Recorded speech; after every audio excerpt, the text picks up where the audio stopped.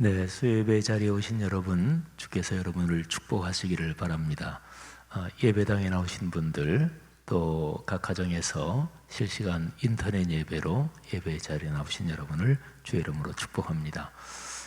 장마철이 돼서 비가 내립니다만, 비가 너무 많이 오면 또 피해가 날까 걱정이긴 하지만 적절한 비 참 좋습니다. 하나님의 은혜의 단비가 여러분의 삶에 가득하기를 축복합니다. 계속해서 우리 교회에서 모일 때마다 방역수칙을 잘 지키면서 예배 드리는데 우리 성도 여러분들이 협조해 주셔서 감사하고, 또 좋은 방역 문화가 교회에 정착될 수 있도록 계속해서 같이 애쓰십시다. 2020년 꿈이룸 성경 암송, 2020년 꿈송은 영상으로 쭉 진행이 됩니다. 계속해서 우리 영상 암송하는 우리 목회자부터 시작해서 또 장로님들, 또 기관 지도자분들 계속 이어지는데 성도 여러분의 많은 참여를 바랍니다. 2020년 꿈새 하프타임이 7월 5일부터 12일까지 모입니다. 모이는 거 하고 또 인터넷으로 병행됩니다. 양쪽 주일 2번, 가운데 수요일, 그리고 새벽 6번, 샘이 열리리라, 이런 주제를 가지고 여러모로 기도할 일이 많고, 또 코로나 상황 때문에도 삶이 힘겨운 분들 많을 텐데 다시 한번 주님께 집중하고 또 주님께 기도하면서 주님이 주시는 도움 체험할 수 있기를 바랍니다. 포스트 코로나19 프로젝트, 한국기독교 목회자협의회, 또 한국기독교 언론 포럼에서 주관하고요, 또 교계 한 10몇 개 단체가 공동 주최하는 코로나19 프로젝트가 진행 중에 있습니다. 올해 2월부터 이미 시작했고요, 내년 한 3월까지 1년이 좀 넘게 다 해서 5번 발표회 하는 굉장히 큰 프로젝트입니다. 많이들 기도해 주시기를 바랍니다. 내일 이제 장로교 교회인데요, 서대문에 있는 서대문 교회, 거기에서 내일 1차 발표회가 진행이 되고 유튜브 영상으로 송출이 되고요, 또 제한적인 인원입니다만은 참여하기도 하는 형태로 내일 1차 발표회가 진행이 됩니다. 보신이 참 좋았더라 231호가 출간이 돼서 배부 중에 있습니다. 참고하시고요. 그리고 1교구부터 9교구까지, 청년교구까지 대신방이 방역을 최대한 신경 쓰면서, 그리고 간단한 형태로나마 구역 식구들, 또 청년은 우리 가정이라고 그러죠. 그렇게 해서 구역 가정별로 진행하겠습니다. 꿈송 한번, 우리 장로님들 영상일 것 같은데요, 우리 잠깐 한번 꿈송 영상 보겠습니다.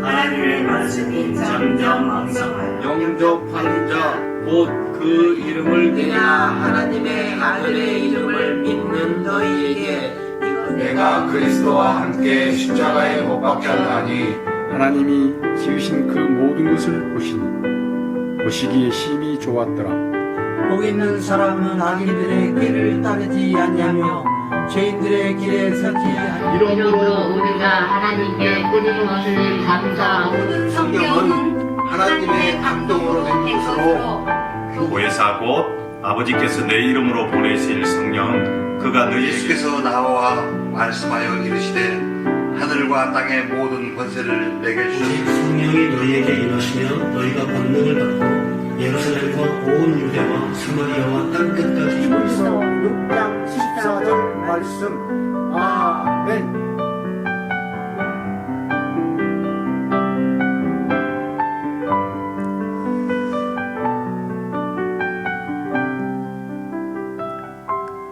고맙습니다.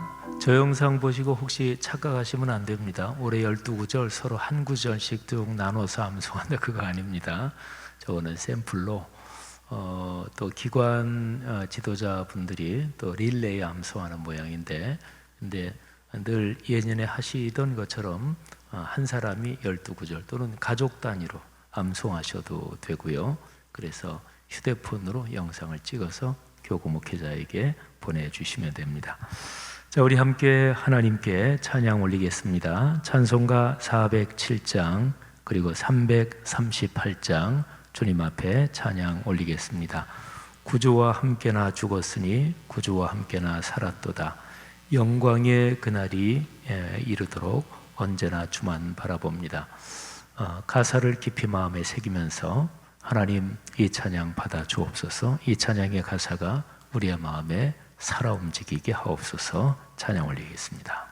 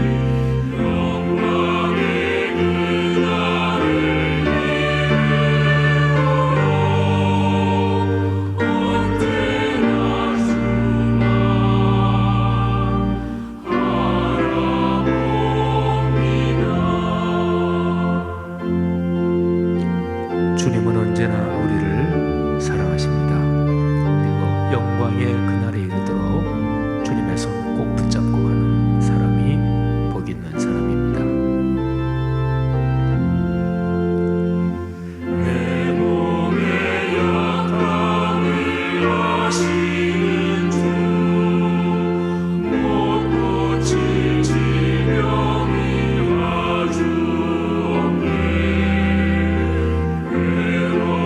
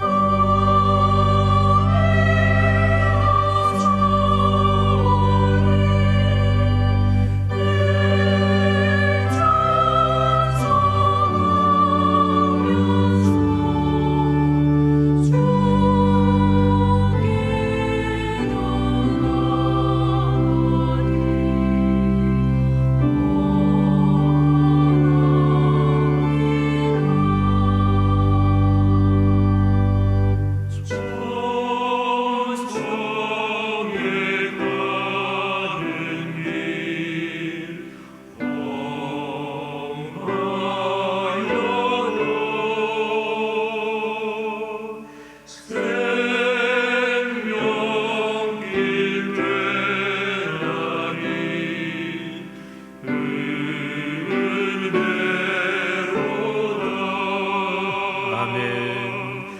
천사를 부르니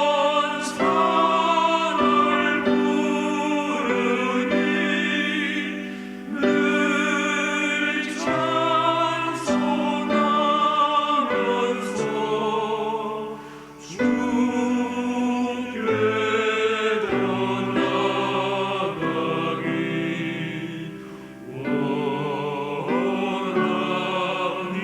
주께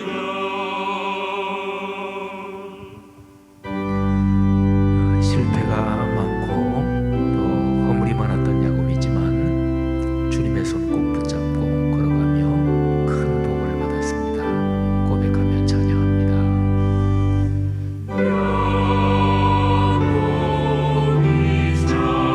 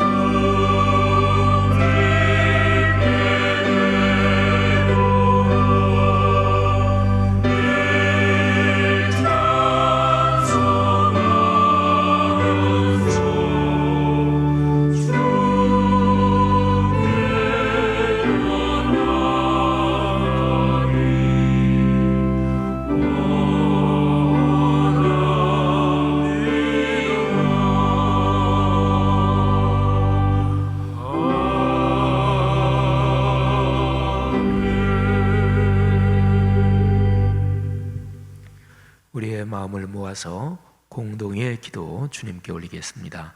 화면에 나오는 공동의 기도문 우리 집에 있는 분들도 또 예배당에 있는 분들 다 함께 읽으며 기도 올리는데요.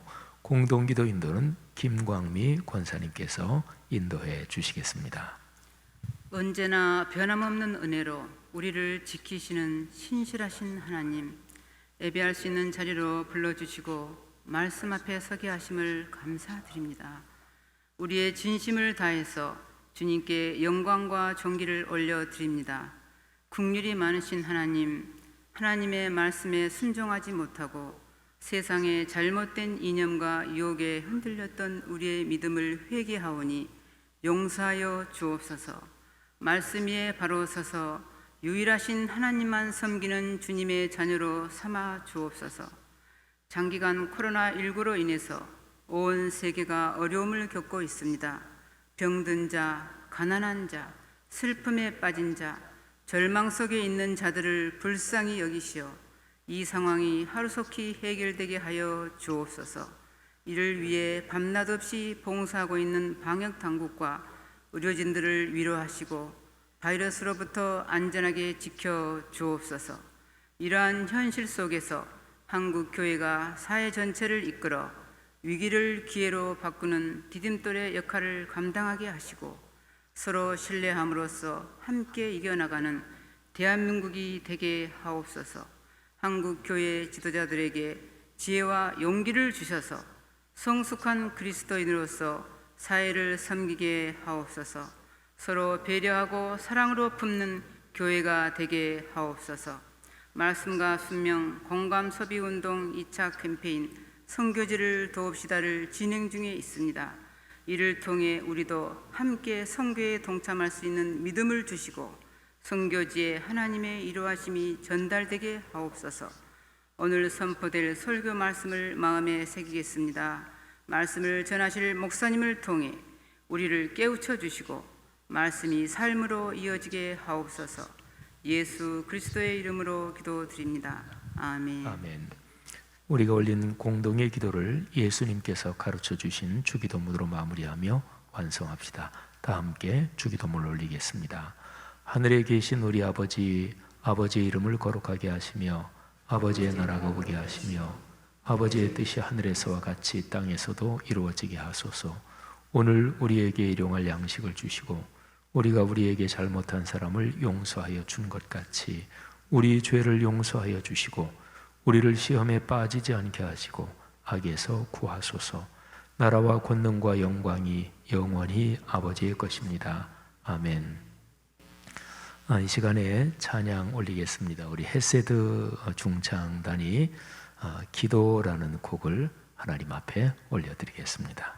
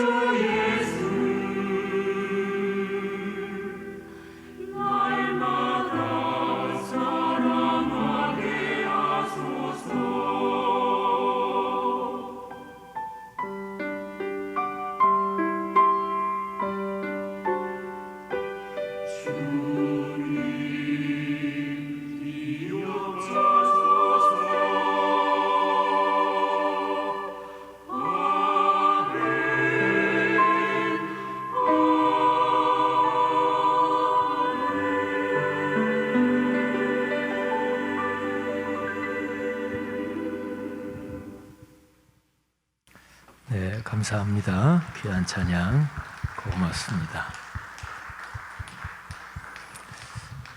하나님께 큰 영광이 됐고 또 회중에게 은혜가 됐습니다. 맨 마지막 가사 기억하소서, 그 찬양 들으면서 느헤미야서가 기억나네요. 느헤미야는 참 신실한 지도자였는데 느헤미야서에 보면 느헤미야가 하나님 앞에 올리는 기도 중에 바로 그런 기도가 몇 번 나와요. 하나님, 제가 이렇게 주님께 충성을 했는데 저를 기억해 주십시오. 또 이 일로 저를 기억해 주십시오. 그런 기도가 나오는데 우리 헤세드 중창단 또 오늘 찬양 듣고 같이 아멘으로 화답한 여러분 모두에게 그런 은혜 있기를 축복합니다. 오늘 설교 성경 본문 말씀 제가 봉독하겠습니다. 구약 성경 스가랴서 11장 7절부터 14절까지 말씀입니다. 거룩하신 하나님의 말씀입니다. 내가 잡혀 죽을 양떼를 먹이니 참으로 가련한 양들이라. 내가 막대기 둘을 취하여 하나는 은총이라 하며 하나는 연합이라 하고 양떼를 먹일세. 한 달 동안에 내가 그 세 목자를 제거하였으니 이는 내 마음에 그들을 싫어하였고 그들의 마음에도 나를 미워하였음이니라. 내가 이르되 내가 너희를 먹이지 아니하리라. 죽는 자는 죽는 대로, 망하는 자는 망하는 대로, 나머지는 서로 살을 먹는 대로 두리라 하고 이에 은총이라 하는 막대기를 취하여 꺾었으니 이는 모든 백성들과 세운 언약을 폐하라 하였음이라. 당일에 곧 폐함에 내 말을 지키던 가련한 양들은 이것이 여호와의 말씀이었던 줄 안지라. 내가 그들에게 이르되 너희가 좋게 여기거든 내 품삯을 내게 주고 그렇지 아니하거든 그만두라. 그들이 곧 은 30개를 달아서 내 품삯을 삼은지라. 여호와께서 내게 이르시되 그들이 나를 헤아린 바 그 삭을 토기장이에게 던지라 하시기로 내가 곧 그 은 30개를 여호와의 전에서 토기장이에게 던지고 내가 또 연합이라 하는 둘째 막대기를 꺾었으니 이는 유다와 이스라엘 형제의 의리를 끊으려 함이었느니라. 아멘. 오늘 설교 말씀을 통해서 여러분에게 또 하나님의 깨달음과 은혜가 함께 하시기를 바랍니다. 가로와 세로에 대한 얘기를 제가 좀 하겠습니다. 제가 어제 신안군 임자도에서 찍어온 사진을 하나 보여드리려고 했는데 소나무 하나가 옆으로 이렇게 자란 게 있더라고요. 그래서 특이해서 그거를 사진으로 찍어왔는데 한번 생각해 보세요.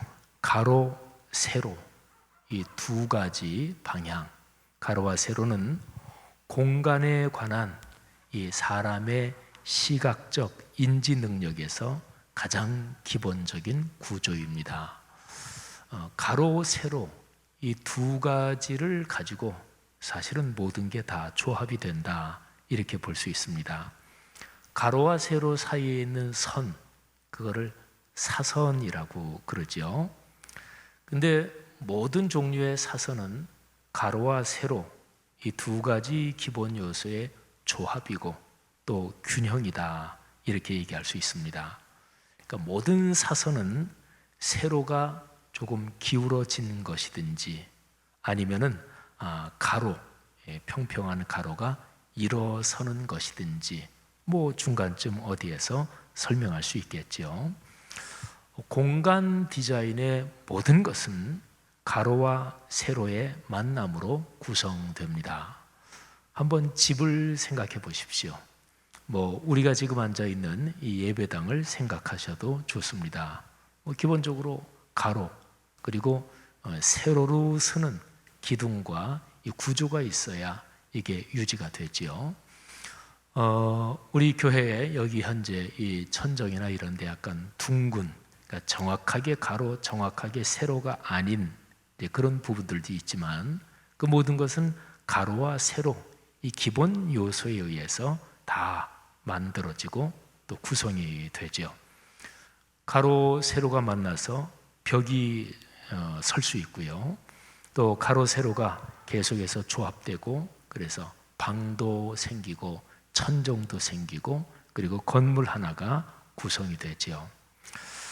그런 생각을 한번 해봤습니다. 가로, 세로 이 생각을 하면서 이 공간을 구성하는데 가로, 세로 이 두 가지가 가장 근본적인 까닭이 무엇일까 한번 생각을 해봤습니다.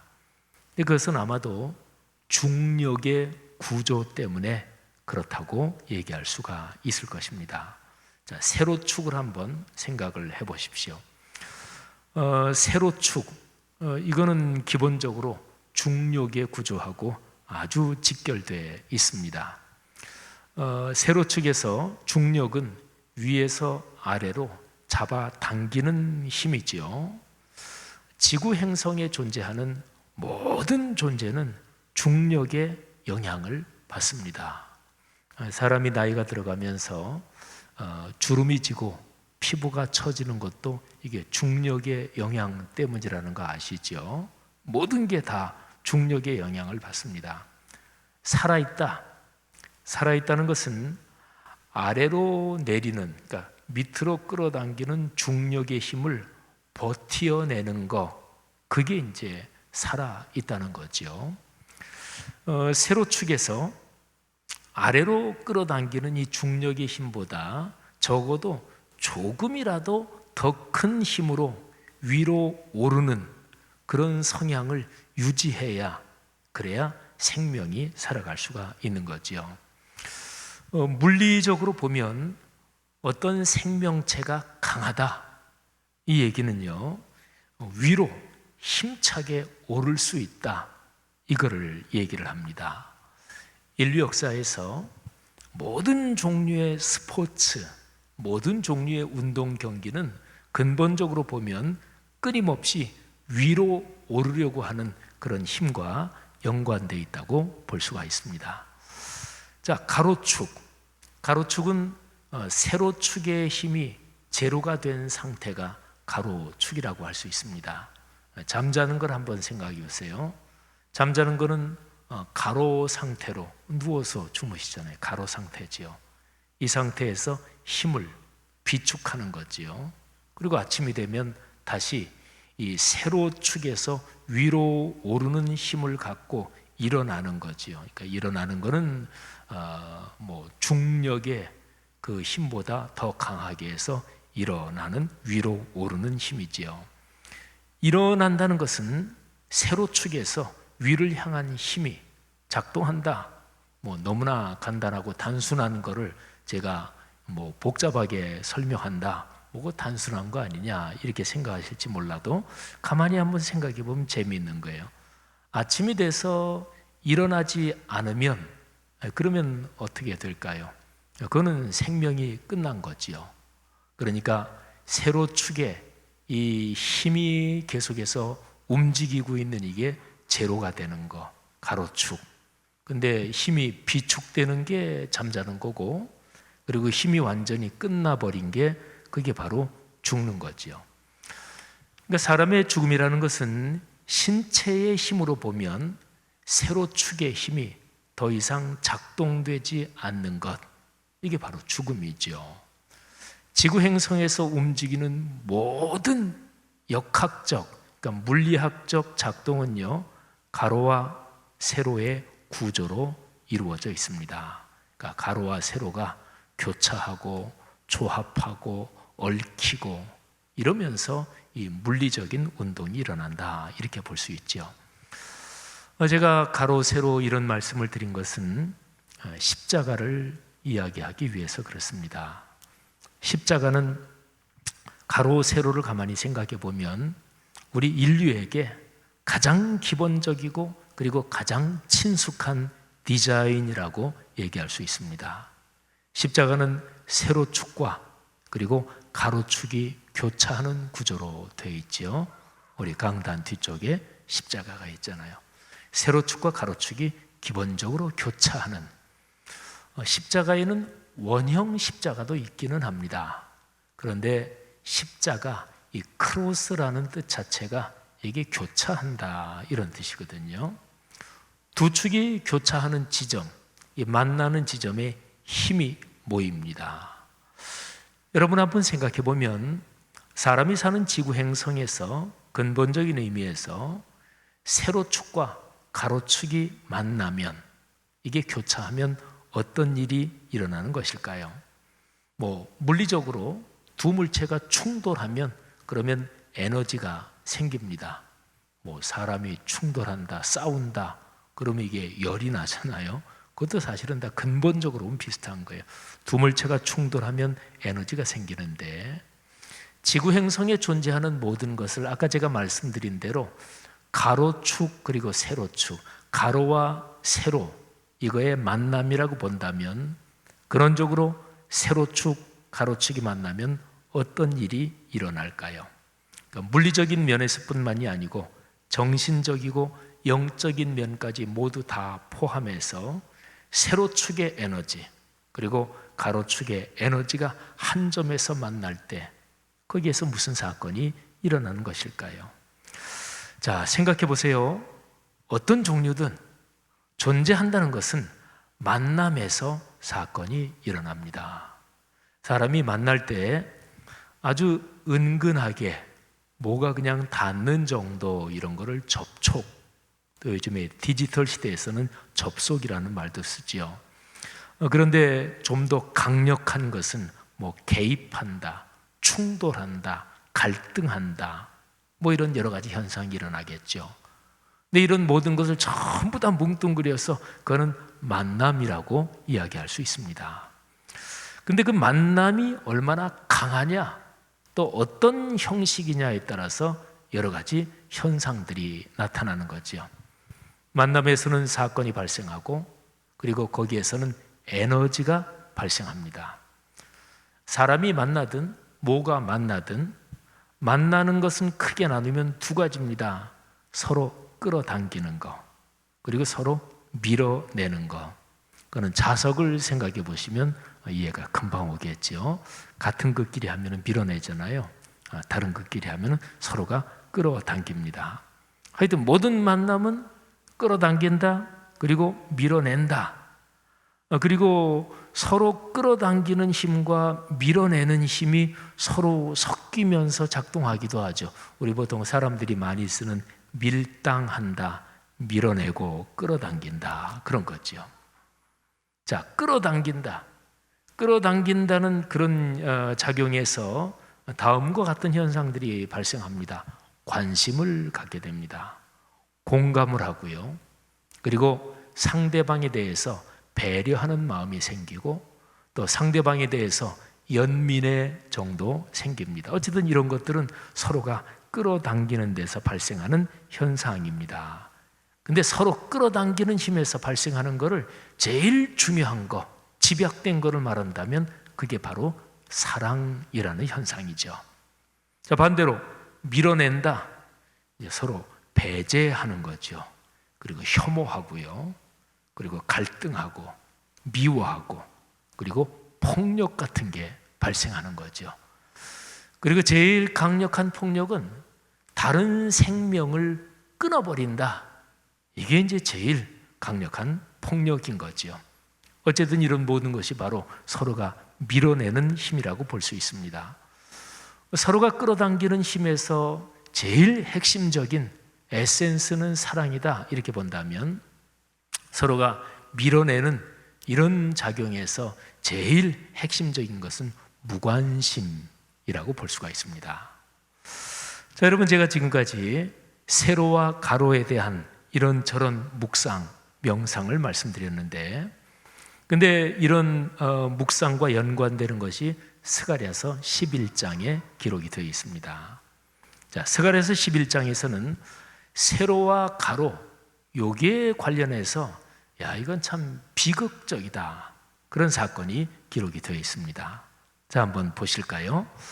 스가랴서 11장 4절부터 6절까지 보면 하나님께서 이스라엘 전체 민족에게 하시는 무서운 심판의 말씀이 기록이 되어 있습니다. 제가 표준 세번역으로 읽을 텐데 한번 들어보시죠. 주 나의 하나님이 이렇게 말씀하신다. 너는 잡혀 죽을 양떼를 먹여라. 사람들이 그것들을 사다가 잡아도 벌을 받지 않을 것이다. 그것들을 팔아 넘긴 자도 주를 찬양하세 내가 부자가 되었네 하고 좋아할 것이다. 그것들을 먹이는 목자들마저도 그것들을 불쌍히 여기지 않을 것이다. 내가 다시는 이 땅에 사는 사람들을 불쌍히 여기지 않겠다. 나 주의 말이다. 내가 이 사람들을 이웃 나라와 그 이웃 왕에게 넘겨주겠다. 이웃 나라가 그 땅에 사는 사람들을 쳐부셔도 내가 그들을 이웃 나라의 손에서 구출하지 않겠다. 아멘. 무서운 말씀이죠. 하나님께서 진노하고 계시는 겁니다. 당신의 거룩한 뜻을 저버리고 하나님의 사람들이 전하는, 선지자들이 전하는 말씀에 순종하지 않는 이스라엘 민족에게 하나님께서 오래도록 참으셨고 그리고 계속해서 권면하셨습니다. 그러나 그들은 돌이키지 않죠. 하나님께서 가장 무서운 조치를 취하십니다. 4절부터 6절에 제가 읽어드린 이 진노가 바로 그런 하나님의 무서운 조치입니다. 그런데 하나님께서 이렇게 무서운 형벌을 내리시는데 이 하나님의 진노가 좀 더 구체적으로 표현된 게 7절 이하에 기록이 되어 있습니다. 자, 7절을 한번 들어보시죠. 나는 잡혀 죽을 양떼를 돌보았다. 특별히 떼 가운데에서도 억압을 당하고 있는 양떼를 돌보았다. 나는 지팡이 2개를 가져다가 하나는 은총이라고 이름을 짓고 다른 하나는 연합이라고 이름을 지었다. 나는 양떼를 돌보기 시작하였다. 여러분, 여기에 잡혀 죽을 양떼 이런 표현이 나오는데 참 가련한 사람들이고 진짜 불쌍한 사람들이죠. 그런데 하나님께서 그들을 돌보시기 위해서 막대기 2개를 가지고 이제 그들을 돌보시는 비유죠. 막대기 하나는 은총, 그리고 두 번째는 연합입니다. 그러니까 하나님께서 역사하시는, 하나님께서 돌보시는 하나님의 선물 또는 하나님의 보호하심이 막대기라는 비유로 해가지고 2가지로 표현되어 있는 거죠. 자, 은총은 하나님과의 관계를 말합니다. 은총, 우리 성경에서 더 많이 쓰이는 단어는 은혜라는 단어죠. 은혜, 은총 같은 말이에요.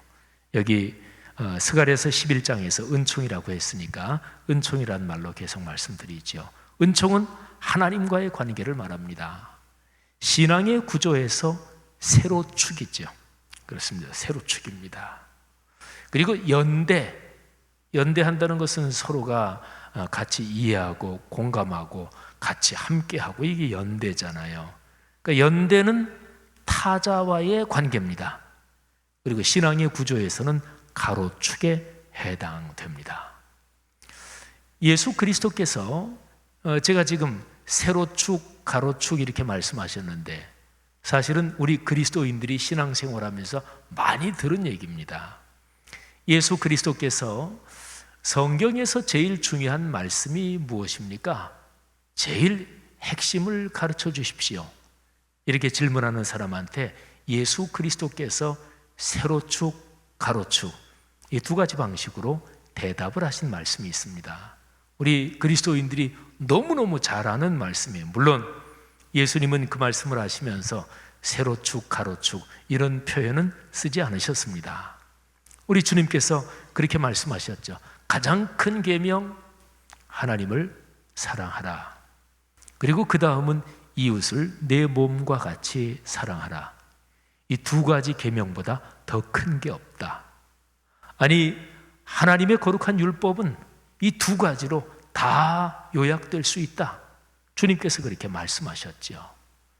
이 2가지, 하나님을 사랑하라, 이거는 바로 하나님과의 관계, 신앙의 세로축을 말씀하는 것이고, 그리고 이웃을 내 몸과 같이 사랑해라, 이것은 타자, 타인과의 관계, 연대, 신앙의 가로축을 말씀하신 거죠. 여러분 생각해 보세요. 스가랴서 11장의 상황은 이스라엘 백성들을 생각하면 아주 가련하고 슬픈 상황입니다. 잡혀 죽을 양떼. 근데 이제 그들의 상황이 슬픈 거는요, 잡혀 죽을 양떼, 이 표현에서 느껴지는 그것 때문에 슬픈 거기도 하지만 더 슬픈 게 있습니다. 하나님께서 그들을 돌보셔요. 은총과 연대, 하나님의 보호하심으로 돌보시는데 그들에게 깨달음이 없습니다. 그러니까 그들이 자기들의 상황이 잡혀 죽을 양떼인 것도 모릅니다. 하나님이 그들에게 계속 은혜를 주시고 그들을 참아주시는 것도 그들은 깨닫지 못해요. 그래서 그들이 계속해서 타락합니다. 교만하고. 그래서 그들이 점점 타락해 가는데 눈 뜨고 못 볼 정도로 목불인견이라 그러지요. 그들의 타락이 끝을 모르게 심해집니다. 하나님께서 끝내 은총을 거두어 들기로 결정하십니다. 8절부터 11절까지 말씀이에요. 제가 표준 세번역으로 읽어보겠습니다. 나에게는 목자 셋이 있는데 나는 그들이 하는 일을 더 이상 참고 볼 수 없었다. 그들도 또한 나를 미워하였으므로 나는 한 달 안에 그 세 목자를 다 해고하였다.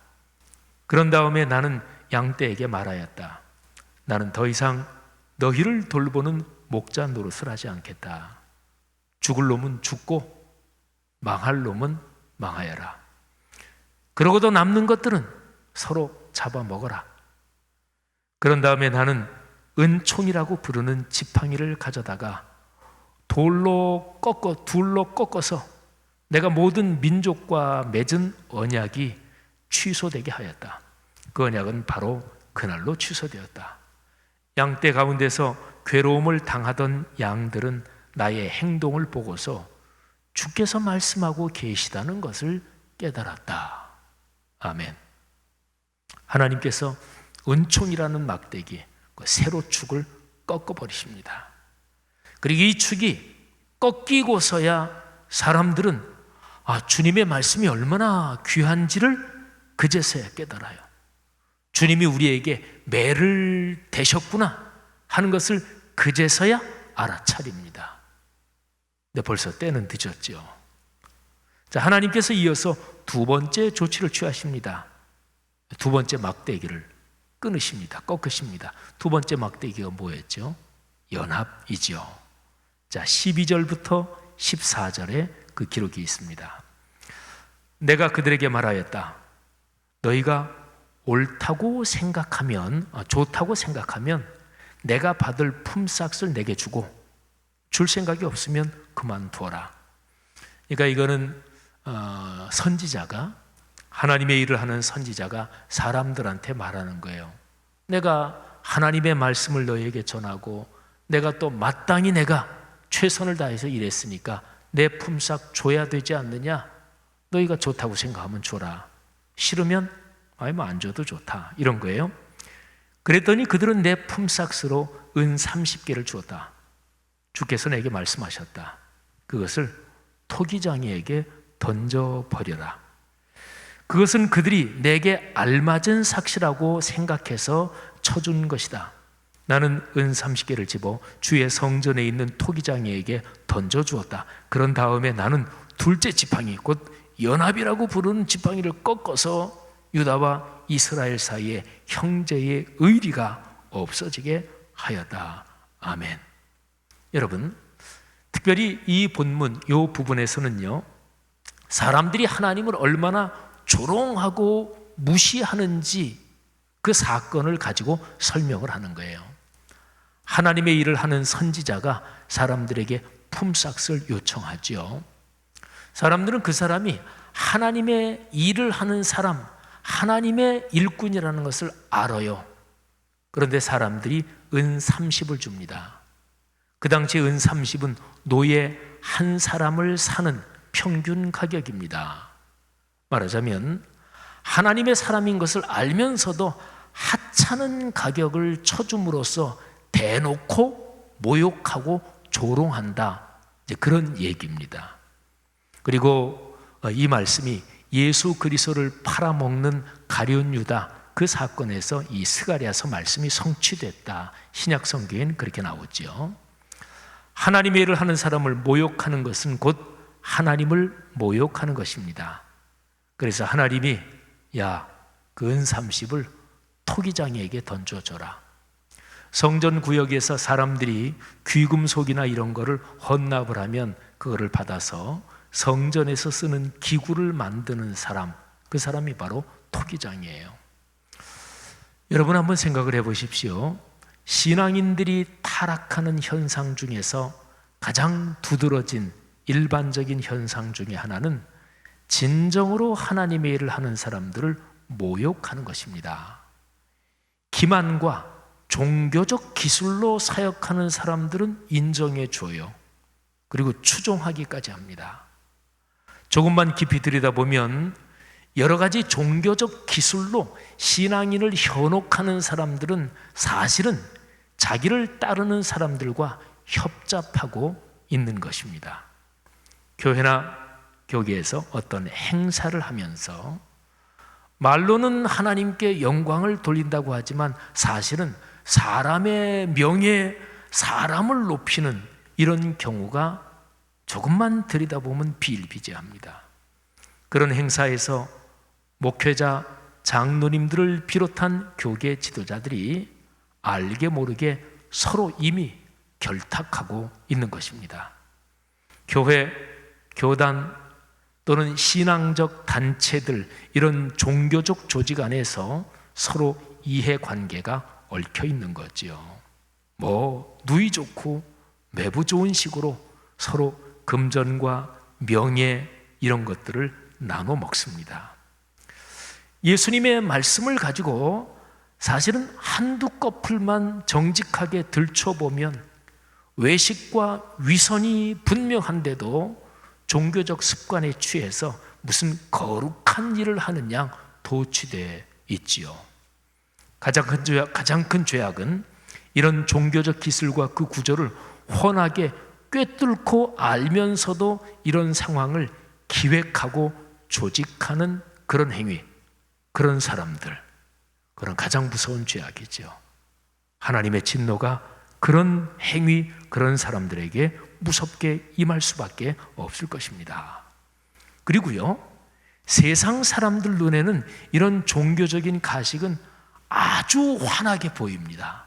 그러니까 일반 사회 사람들에게는 교회에서 만일에 그런 걸 하는 거는 그 사람들한테는 속까지 다 들이다 보입니다. 한번 생각해 보세요.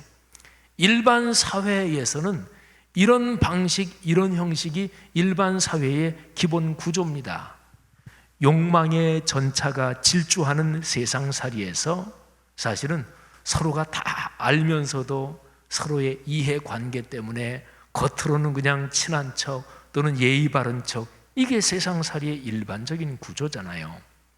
예를 들면 교회에서 무슨 행사를, 교계 무슨 행사를 하는데 신앙을 안 가진 정치인이 그런 데 참여하는 경우가 있죠. 또 신앙인이긴 신앙인인데 사실은 거의 신앙생활도 제대로 하지 않는 어떤 정치인이 교회나 교계 행사에 참석하는 그런 경우가 있죠. 근데 그런 정치인들이 거기에 참석해서 발언하거나 행동하는 그런 매너를 보십시오. 그 사람들은 신앙의 본질적인 요소에는 관심이 없습니다. 목적은 하나죠. 선거철이면 표를 얻는 것이고, 또 그 외에 다른 걸로 말한다면 자기의 정치적 이익을 극대화하는 거지요. 이런 행사를 주최하는 교계 지도자들과 일반 정치인들은 서로가 협잡하고 있는 것입니다.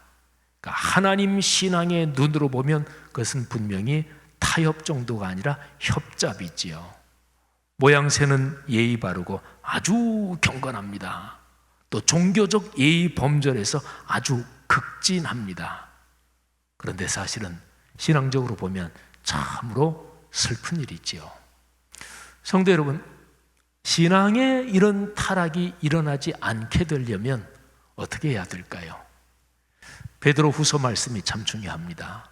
여기에 계신 여러분 한 분 한 분, 그러니까 저처럼 목회자만이 아니고요, 성도들, 그리스도인들 한 사람 한 사람이 모두 왕 같은 제사장이요, 그리고 성도 한 분 한 분이 하나님의 말씀 안에서 성숙하고 그리고 주님의 인품을 닮아가야 합니다. 목회자가 목회할 때 목회가 제일 편한 거는 담임 목사 말씀이 하나님 말씀 다음 가는 거다, 이렇게 성도들을 만들어 놓으면 제일 목회하기 편합니다. 그리고 성도들이 성경 속으로 깊이 들어가지 못하게 만드는 거예요. 성도들이 성경에 그냥 피상적인 것만 알고, 그리고 목회자에게 절대 복종하게 종교적으로 그렇게 계속 반복하면 어떤 사람이나 다 그렇게 만들어져 갈 수 있습니다. 이게 종교적 기술이고, 그런 데서 그리스도인 한 사람 한 사람은 사실은 망가져 가는 거지요. 사랑하는 성도 여러분들이요, 여러분 한 분 한 분이 왕 같은 제사장들이십니다. 하나님께서는 여러분 한 분 한 분이 하나님의 일꾼으로 서기를 간절히 원하십니다. 여러분 한 사람 한 사람이 그리스도의 편지고, 그리고 여러분의 삶의 여정, 그리고 여러분이 신체를 가지고 살아가는 여러분의 삶 그 자체가 성령이 거하시는 성령의 집인 것 다시 한번 깨닫고, 그리고 확신하시고 또 그렇게 복을 누리시기를 주님의 이름으로 축복합니다. 오늘 본문으로 다시 돌아가 볼까요? 하나님께 대해서 가장 기본적인 신앙까지 잃어버리고 하나님의 권위까지 모욕하고 조롱하는 이스라엘 민족을 하나님이 벌하시는 거예요. 갈라지게 하십니다. 연대라는 막대기를 꺾으시는 거예요.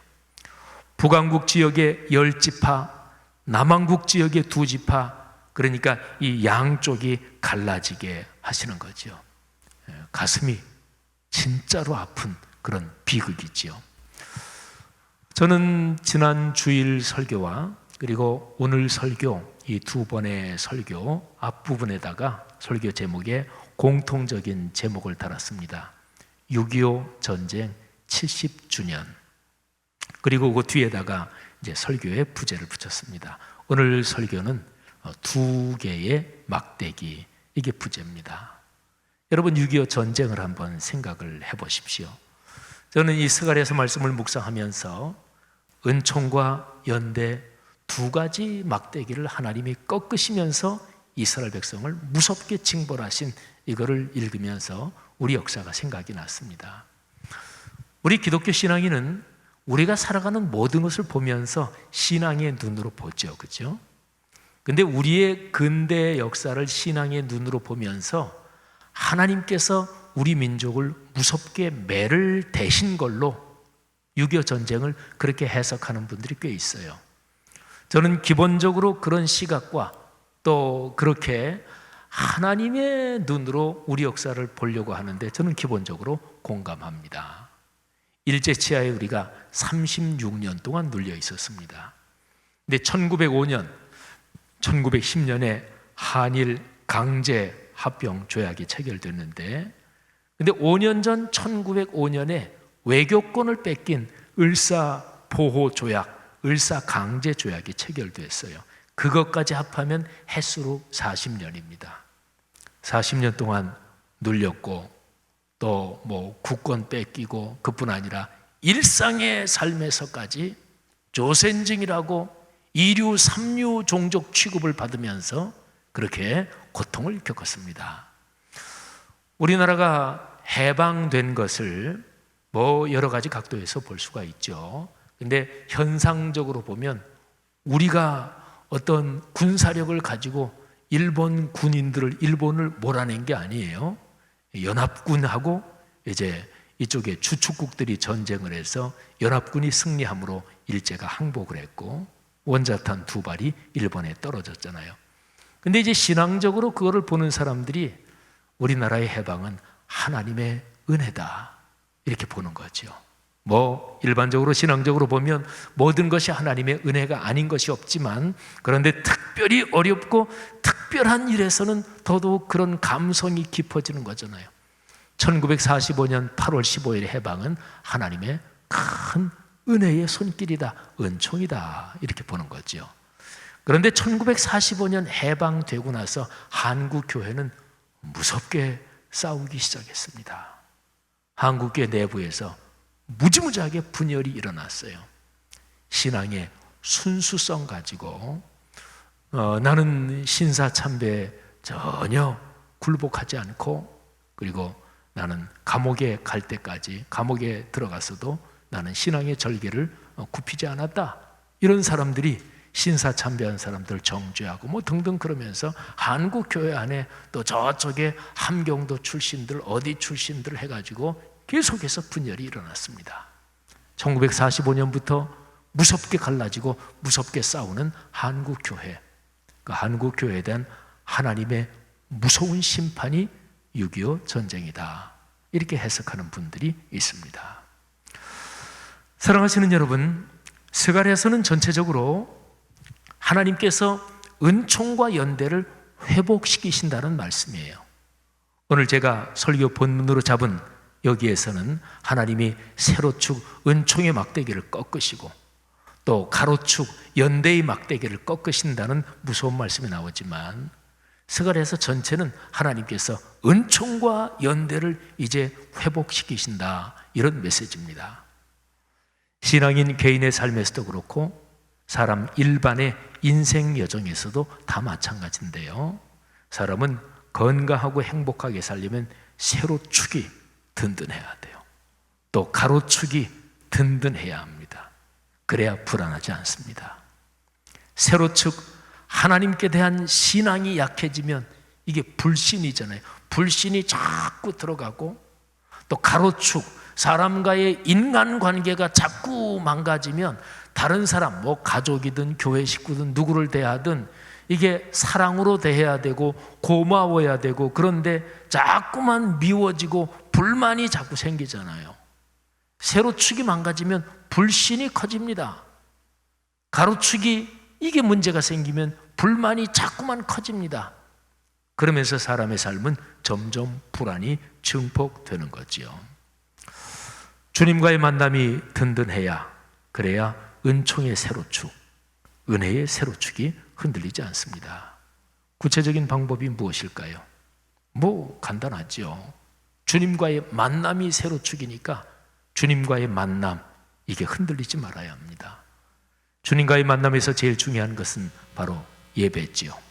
그리고 예배의 중심은 하나님의 말씀이고, 예배에서 예배의 심장이 주일 예배고 예배의 기둥이 수예배인데, 이 두 가지 공예배의 자리를 소중하게 여기는 것, 그리고 또 다른 하나는 매일의 말씀 묵상, 그 자리를 소중히 여기는 것입니다. 자, 가로축이 든든해지는 구체적인 방법은 무엇일까요? 그는 공동체에 소속돼서 공동체를 함께 일구어 가는 것입니다. 신앙생활 하시면서 이런 분이 있어요. 그런 분은 신앙이 안 좋은 분이 절대로 아니에요. 신앙에 열정도 있고. 근데 교회 생활하면서 뭐 어떤 기관, 부서, 어떤 교회 생활하면서 이제 상처를 받는 거예요. 그런데 워낙 신앙에 중심이 있는 분이기 때문에 상처를 받아도 교회를 안 나오진 않아요. 교회를 나오는데 교회 생활을 전혀 관여 안 합니다. 참 슬픈 현상이에요. 그래가지고는 신앙이 결코 건강하지 못합니다. 교회 안에서 신앙 공동체 경험 없이 연대라는 그 막대기가 절대로 튼튼해지지 않습니다. 공동체를 함께 일궈가는 공동체 경험이 연대를 강하게 합니다. 예배를 중심으로 교회 공동체에서 경험하는 여러 경험들을 통해서 연대를 훈련하고, 또 이런 습관과 품성이 가정과 일반 사회로 연장되는 거지요. 사랑하시는 그리스도인 여러분, 여러분의 삶에서 이 세로축, 하나님이 주시는 은총과 은혜의 이 흐름이 늘 풍성하기를 축복합니다. 또 하나님의 이 은혜를 받고, 그리고서 내가 받은 값없이 받은 이 은혜, 내가 살아가면서 만나는 모든 사람, 또 내가 살아가면서 하는 모든 일의 관계 속에서 어떤 사람을 만나든 호의와 선의를 가지고 대하고, 또 어떤 일을 하든 근원적인 긍정과 그리고 소망을 가지고 그 일을 진행해야 합니다. 그러지 않는 것, 말하자면 어떤 일에서 매사에 부정적으로 보고 매사에 이상하게 안 되는 쪽으로 자꾸만 생각이 돌아가고, 누구를 만나든 그 사람의 단점을 들춰내고, 누구를 만나든 아주 시니컬하게 아주 비판적으로 가시돋게 이렇게 대하는 게 체질화되어 있다. 그건 이미 상당히 품성이 병들어 있는 거지요. 성도 여러분들이요, 하나님이 우리를 도와주시고 축복하시는 이 두 가지 막대기, 은총과 연대가 여러분이 걸어가는 삶의 여정에 넉넉하고 큰 복으로 흐르기를 주의 이름으로 축복합니다. 기도하겠습니다. 이 시간에 들은 말씀 한번 가슴에 끌어안고 잠시 자기의 삶을 한번 돌아보면서 기도하는 시간을 갖겠습니다. 주님, 제게 주님의 은혜, 은총 넉넉하게 내려 주옵소서. 그리고 제가 사모합니다. 하나님, 제 삶에서 이 세로축이 든든하게 세워지게 하옵소서.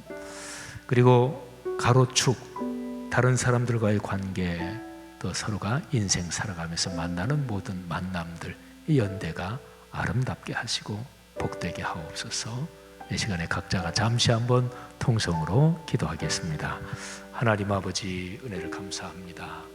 주님께서 오늘 말씀을 통해서 다시 한번 저희들에게 신앙의 가장 본질적인 귀한 가르침을 묵상하고 또 그 묵상으로 우리 자신을 돌아볼 수 있게 하시니 감사합니다. 아버지 하나님 은혜 주옵소서. 하나님, 삶의 여정 걸어가며 신앙의 세로축 든든해지게 하시고, 주님과의 만남, 공예배의 자리를 소중히 여기며 말씀 묵상으로 주님과의 만남이 늘 더 깊어지며, 하나님, 나보다 주님을 더 사랑하는 그런 간절한 마음 우리의 삶에 이어지게 하옵소서. 하나님 아버지, 간절히 기도합니다. 살아가면서 만나는 모든 주변 사람들, 이웃을 내 몸과 같이 사랑하라고 말씀하신 우리 주님의 음성을 기억합니다. 하나님 아버지, 그렇게 사람들 간의 연대 또는 삶의 상황에서 모든 관계들과의 그 연대가 아름답게 하옵소서. 교회 공동체를 축복하시며 쉽지 않은 인생 여정, 험한 세대에 하나님께서 교회 공동체들을 통해서 성도들을 다시 한번 굳건히 세워주시고, 또 서로 꼭 붙잡고 영원한 나라의 여정 걸어가도록 하나님께서 이끌어 주시기를 간절히 기도합니다.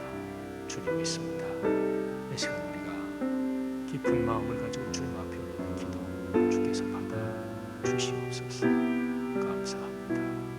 축복합니다.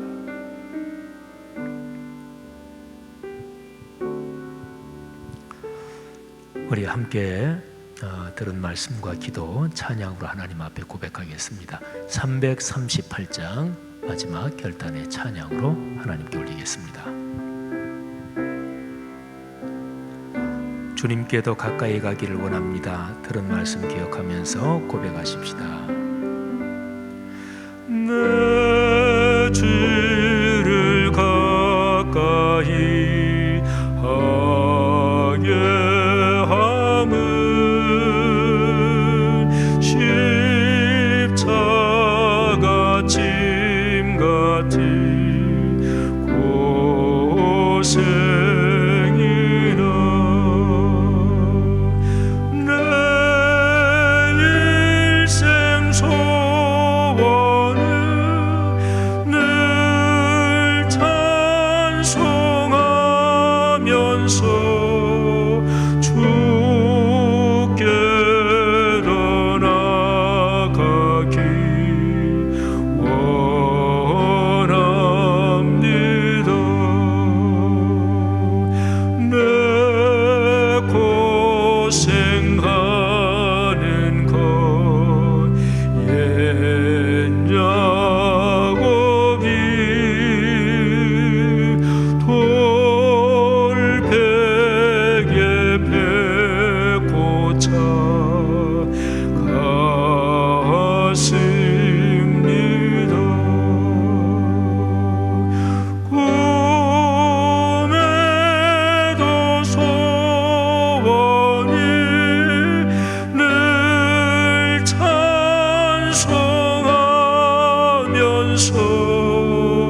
주께 더 나아가기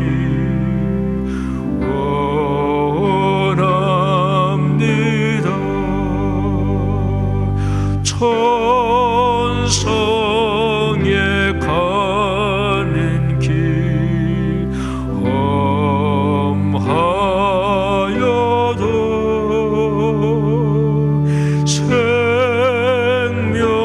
생명길 되나니 이내로다. 천사 날 부르니 늘 찬송하면서 주께 더 나아가기 원합니다.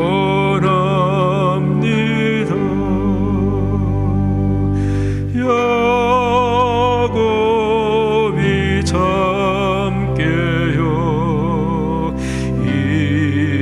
일어난 후 돌단을 쌓은 것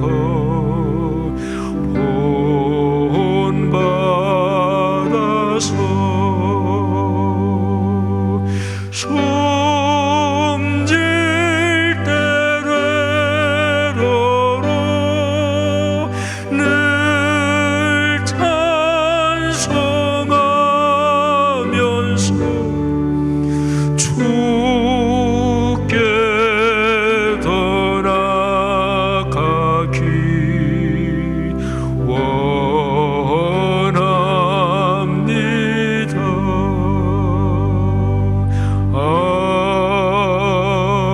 아멘. 잠시 한 번 더 묵상으로 기도하는데요.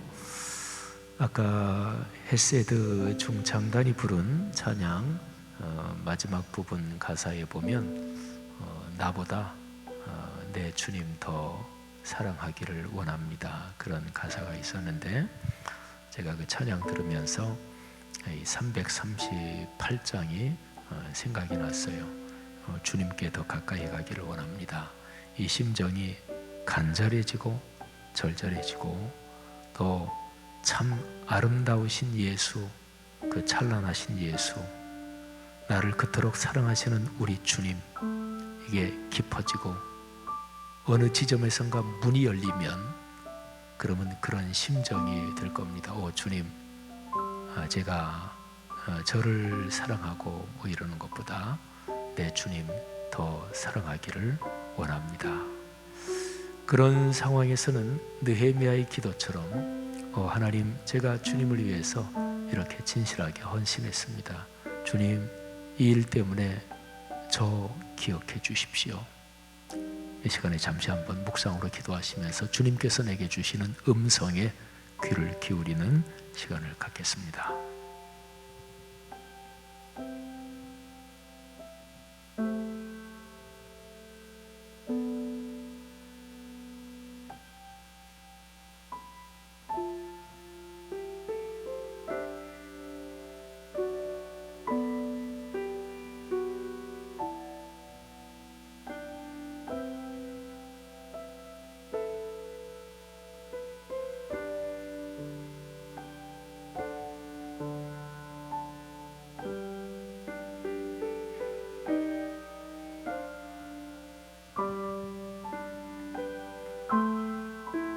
사랑하는 나의 자녀들아, 내가 너희를 왜 사랑하지 않겠느냐?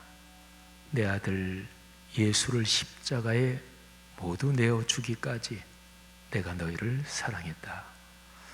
이 세상에 변수가 크냐? 내 섭리의 능력과 내 사랑이 더 크냐? 하나님 아버지께서 이 시간에 우리에게 주시는 그 음성 참으로 감사합니다. 세상의 변수, 우리가 예측하지 못할 그 많은 어려움들, 또 힘든 상황들, 그런데 그것보다 우리에게 베풀어 주신 하늘아버지의 사랑이 더 크고 지금 우리 손 꼭 붙잡고 계시는 하나님 아버지의 그 능력이 더 큰 것을 다시 한번 고백합니다. 주님 믿습니다. 그렇게 주님 손 붙잡고 삶의 여정 걷겠습니다. 그렇게 고백하며 돌아가는 사랑하는 하나님의 자녀들, 하나님의 아들, 딸들, 이 귀한 분들 한 분 한 분의 인생 여정, 내외, 가족, 사랑하는 자녀 또는 손주들, 그리고 연로하신 부모님들, 어르신들, 또 하는 직종, 직업, 그 모든 일에, 그리고 특별히 건강과 경제적인 활동에 주님의 은혜가 넘치도록 풍성하게 하옵소서.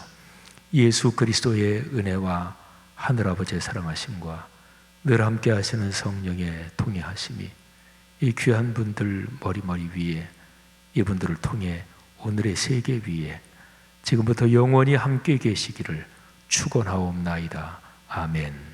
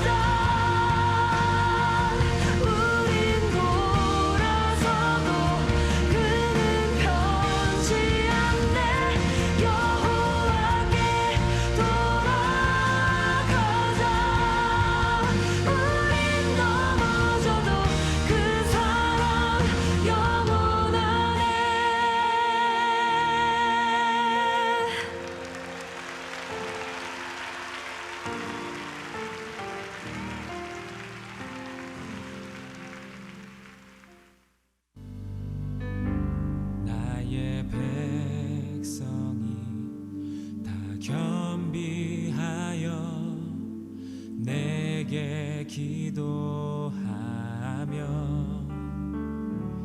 나의 얼굴을 구하여서 그 악한 길 떠나며 하늘에서 듣고 죄를 사하며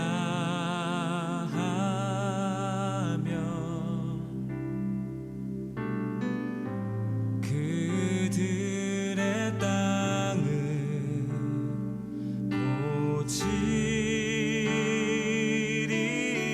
고치리라. 아버지여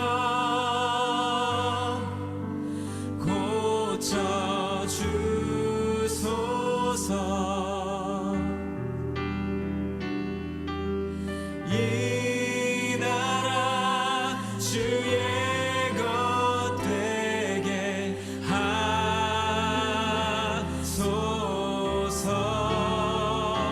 주 하나님 간절히 기도하오니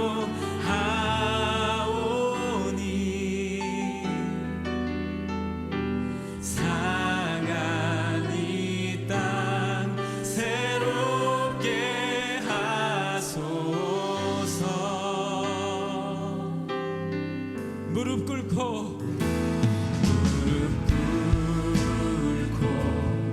다 겸비하여 주께